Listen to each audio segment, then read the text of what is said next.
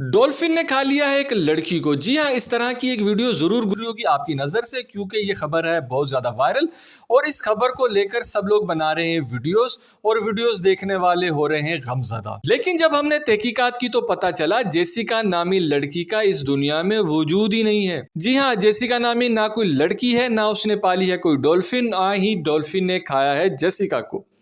ये एआई यानी artificial intelligence की मदद से बनाई गई है एक वीडियो। पुरानी तस्वीर और वीडियोस को लेकर एक नई वीडियो बनाई गई है सिर्फ और सिर्फ वायरल होने के लिए। मजीद ये कि वीडियो में जिससे डॉल्फिन मछली कहा जा रहा है वो डॉल्फिन नहीं बल्कि वो है ओरका मछली।